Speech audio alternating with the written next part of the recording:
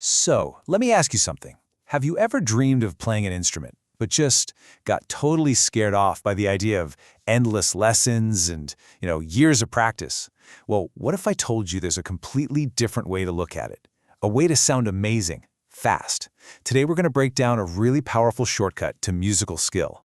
I know. That sounds a little nuts, right? Almost too good to be true?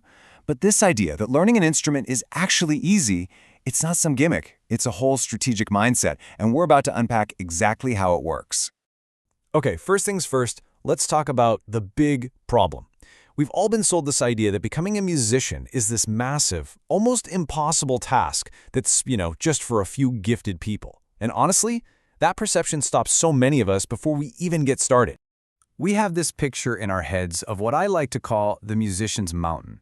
It's this super steep, intimidating climb, right? And it's filled with boring scales, really dense music theory, and this belief that you won't make a single good sound for years. It feels less like a fun hobby and more like a life sentence, doesn't it? But what if you didn't have to climb that whole mountain? What if there was a shortcut? Well, there is. There's a secret to getting most of the way up with just a fraction of the effort. It's a powerful principle that you can apply to learning almost anything, but man, it works exceptionally well with music. And here it is. This is the key. It's called the learning curve theory, or you've probably heard of it as the 80-20 rule. The whole idea is that for pretty much any skill, a huge chunk of your results, like 80% of your actual proficiency, comes from just a tiny, focused piece of the knowledge, that core 20%. And just look at this. It really visualizes the concept perfectly. See that relationship? A small, super targeted effort in learning that crucial 20% gives you this massive, kind of disproportionate result in your actual skill level. It's all about working smarter, not harder. And this, right here, this is maybe the most important mindset shift you can make. You have to change the goal. Forget about perfection. Forget about becoming the next Mozart. The real goal is proficiency. The ability to play something that sounds great, to have fun, and to express yourself. And that goal, it's not just achievable, it's achievable surprisingly fast. So how do we actually do this? How do we apply it? Well, it all starts with a simple but really powerful strategic choice. The instrument you pick isn't just a tool, it's your secret weapon. And this comparison just lays it all out. If you pick a mainstream instrument, say the piano, the path to sounding impressive, that time to wow, is literally measured in years, and the competition is just so high.